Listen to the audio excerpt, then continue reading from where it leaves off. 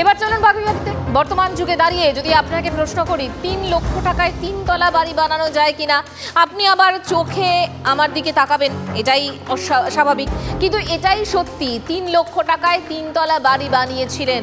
লোহার রড বা কাঠামোর বদলে ব্যবহার করা হয়েছিল সুন্দরবন থেকে আনা কাঠ। পরিণতিটা পাওয়া গেল ১৫ বছর পর। ভেঙে পড়ল ৩তলা বাড়ি, ঝরে গেল তরতাজা একটা প্রাণ। যিনি বাড়ি তৈরি করেছেন তার আক্কেল নিয়ে যেমন প্রশ্ন আছে, তেমনই প্রশ্নে পুরসভার ভূমিকাও। ১৫ বছর আগে তৈরি হয়েছিল ঝকঝকে ৩তলা একটা বাড়ি। বাড়ির মালিক প্রয়াত নির্মল কুমার মণ্ডল কম খরচে তাক লাগানো বাড়ি তৈরি করতে একটা উপায় বার করলেন। লোহার কাঠামোর বদলে কাঠ ও বাঁশের কাঠামোর ওপর সিমেন্টের প্রলেপ দিয়ে বাড়ি তৈরি হলো। তারপর কেটে গেল ১৫টা বছর। বাড়ির মালিক নির্মল কুমার মণ্ডল মারা গেলেন স্ত্রী ও ২ ছেলেকে রেখে। বাড়ির ৩ সদস্যই বর্তমানে ছিলেন বিধাননগর পুরসভার কর্মী। গত কয়েক বছর ধরে বাড়ির কঙ্কাল বেরিয়ে পড়েছিল, দেওয়ালে ফাটল বা চাঙর খসে পড়ার মতো ঘটনা, আর বৃহস্পতিবার রাতে নির্মম পরিণতি। পরপর ভেঙে পড়ল ছাদ, তার জেরে মৃত্যু বাড়ির ছোট ছেলের। আমি রয়েছি বাগুইআটির সেই ধ্বংসস্তূপ যে বাড়ি, সেই বাড়ির মধ্যে দেখা যাচ্ছে বাড়ির একেবারে যে ৩তলা সেটা ভেঙে দোতলায়, দোতলা থেকে একতলা। আমি রয়েছি সেই একতলায়।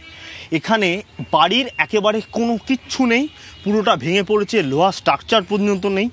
এমনকি এই যে মোটা মোটা যে চাঁই, যেগুলো মোটামুটি একেবারে পাথর যেগুলো ভেঙে পড়েছে, সেগুলোতে এই রকম কাঠ ব্যবহার করা হয়েছিল, যা একেবারে স্পষ্ট। এবার এই যে ঠিক এই রকম কাঠ, অর্থাৎ দীর্ঘদিন ধরে এই অবস্থায় থাকতে থাকতে এই কাঠগুলো যে কতটা ক্ষয়িষ্ণু হয়ে গেছিল তা কিন্তু একেবারে স্পষ্ট। আমি যদি এরকম এই অবস্থায় যদি দেখতে যাই, এই কাঠগুলো কিন্তু কোনো শক্ত সামর্থ্য নেই। আরও ২-১টা কাঠ দেখানোর চেষ্টা করব। এই যে একেবারে হাত দিয়ে ভেঙে দেওয়া যাচ্ছে, ঠিক এরকমভাবে হাত দিয়ে ভেঙে দেওয়া যাচ্ছে। হাত দিয়ে ভেঙে ফেলা যাচ্ছে যে কাঠ, সেই কাঠ ব্যবহার হলো বাড়ি তৈরি করতে। ৩ লক্ষ টাকায় ৩তলা বাড়ি। স্থানীয়রা বারবার আপত্তি করলেও নির্মল কুমার মণ্ডল নাকি কোনো পাত্তাই দেননি। বারণ করেছি তো, আমার মামা, আমার মা, আমার বাবা বারণ করেছে, আমার জ্যাঠামশাই বারণ করেছে, বুঝতে পেরেছেন? তারপর কথা শুনিনি, অনেকে বারণ করেছে। যখন কেরাসিন দিতে আসতো অনেক লোক বারণ করতো, কথা শুনিনি। ও কোথায় ক্যানিং ফ্যানিং কোথা থেকে, কোন সুন্দরবন থেকে এনেছে, মাকে গল্প দিত। ইট সিমেন্টে মোড়া কাঠের বাড়ি। গত কয়েক বছরে বাড়িটা যে ক্রমাগত ক্ষয়ে যাচ্ছে সেটা টের পেয়ে ভাড়া বাড়ি খুঁজতে বেরিয়েছিলেন মা ও বড় ছেলে। ছোট ছেলে একাই ছিলেন বাড়িতে। টানা বৃষ্টিতে সব শেষ। কিন্তু এই মৃত্যুর দায় কার? যিনি বাড়ি তৈরি করলেন তার দায় যেমন অস্বীকার করা যায় না, তেমনই কি দায় এড়াতে পারে পুরসভাও? এই বাড়ির প্ল্যান পাশ হলো কিভাবে? বাড়ির অবস্থা খারাপ দেখেও কেন চুপ ছিল পুরসভা? কোনো কিছুই আড়ালে হয়নি, কেউ কিচ্ছু দেখেননি। কোন আমল, কার আমল, সেটা নিয়ে আমার কোনো ইয়ে নেই। মানুষের মৃত্যু দুঃখজনক, এবং এইরকম ধরনের মেটেরিয়াল দিয়ে করাটাও দুর্ভাগ্যজনক। কোন টেকনিকে করেছে আমার জানা নেই। এখানেই শেষ নয়, প্রশ্ন আরও আছে। বাড়ি ভাঙার পর স্থানীয়রা পুলিশকে খবর দিলেন, দমকলে খবর দিলেন, সবাই এলো, কিন্তু ডিজাস্টার ম্যানেজমেন্ট টিম এলো প্রায় ৫ ঘন্টা পর। তারপর শুরু হলো উদ্ধার কাজ। ক্যানিংয়ে থাকি, ওই ৯:৩০টার সময় ঘটনাটা ঘটেছে। যখন ১২:৩০টায় আসি তখন ওর সাড়া পেয়েছি, ভেতর থেকে যখন দেখেছি, যখন ডাকা হয়েছে তখনও একবার সাড়া পেয়েছি। কিন্তু তারপর তো রেস্কিউ করতে করতে, যেহেতু ছাদটা পড়ে, রেস্কিউ করতে করতে অনেকটা সময় চলে গেছে। তখন ওকে ৪টের সময় বার করা হয়, আমরা হসপিটালে নিয়ে যাই। ডাক্তার বললেন যে ৪টে ২.৫-৩ ঘন্টা আগেই ও এক্সপায়ার হয়ে গেছে। ১৫ বছর আগে তৈরি হওয়া বাড়ি, তাই বর্তমান ও প্রাক্তন সব কাউন্সিলরই দায় এড়াচ্ছেন। বামফ্রন্ট আমলের বাড়ি। বামফ্রন্ট আমলে উনি একজন পঞ্চায়েত সদস্যও ছিলেন, তাই জন্য বামফ্রন্ট আমলেই বাড়ি। এটা আমরা দেখিনি, দেখতে যাইনি আমরা। হ্যাঁ, আমাদের দলের ছিল। তাহলে আপনাদের সতীর্থকে আপনারা বলেননি? বলিনি, আমরা কিছু বলিনি। ঘটনা ঘটেছে, একটা প্রাণও চলে গেছে। যার বাড়ি তার যেমন দায় ছিল, তেমনই দায় ছিল স্থানীয় পুরসভারও। কিন্তু কেউই দায় নিতে নারাজ। দায়টা তাহলে কার? রঞ্জিত ধর ও সুশোভন ভট্টাচার্যের রিপোর্ট, TV9 বাংলা। মুখ্যমন্ত্রী দেওয়া 1 মাসের সময়সীমা পার। মমতা বন্দ্যোপাধ্যায়ের করা বার্তার পর প্রথম কিছুদিন হকার সার্ভে দখলদারি মুক্ত করার অভিযান চলেছিল, ব্যাস তারপর সক্রিয়তা উধাও প্রশাসনের। অবশেষে আজ থেকে কলকাতায় ফের শুরু হলো হকার সার্ভে।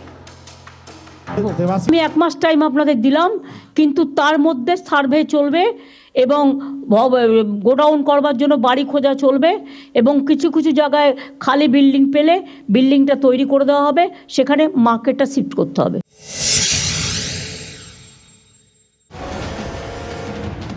নবান্নে হকার সমস্যা নিয়ে কথা বলতে গিয়ে মুখ্যমন্ত্রী ক্ষোভ প্রকাশ করে বলেছিলেন, অনেক ব্যবসায়ী দোকান ছেড়ে ফুটপাত দখল করে ব্যবসা করছেন।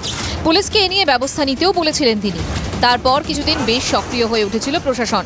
হকার সার্ভে দখলদারি মুক্ত করার অভিযানও হয়। তারপর সেই সক্রিয়তা যেন উধাও। মমতা বন্দ্যোপাধ্যায় দেওয়া 1 মাসের সময়সীমা পার। বৃহস্পতিবার পর্যন্ত ওয়ার্ড ভিত্তিক হকার সার্ভে শুরু করা যায়নি। অবশেষে শুক্রবার থেকে শুরু হলো ওয়ার্ড ভিত্তিক হকার সার্ভে। দ্বিতীয় পর্যায়ে সমীক্ষার কাজ শুরু হলো আজ থেকে। ইতিমধ্যে কলকাতার 144টি ওয়ার্ডে বড় ধরে ধরে সমীক্ষার কাজ চলছে। আমি এখন দাঁড়িয়ে আছি মুচি বাজারে। উল্টোডাঙ্গা স্টেশন সংলগ্ন 13 নম্বর ওয়ার্ডে সমীক্ষার কাজ শুরু করেছেন কলকাতা পুরসভার কর্মী আধিকারিকরা।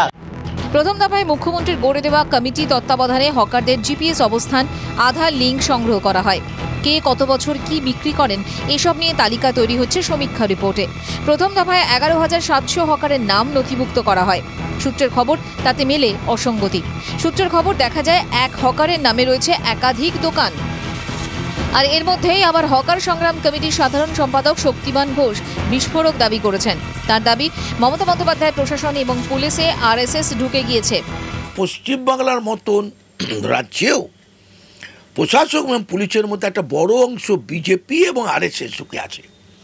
ফলে তারা মমতা বন্দ্যোপাধ্যায়ের বক্তব্যকে বিকৃত করে এই রকম একটা উচ্ছেদ করছিলেন, যেটা দেখে মমতা বন্দ্যোপাধ্যায় এবং তৃণমূলের মনে হয়েছে যেটা মানুষ এইভাবে ক্ষিপ্ত হচ্ছে, বিরুদ্ধে যাবে।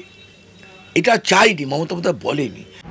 যদিও তৃণমূল বিধায়ক ও মেয়র পরিষদ দেবাশিস কুমারের দাবি, চাপের কোনো বিষয় নেই।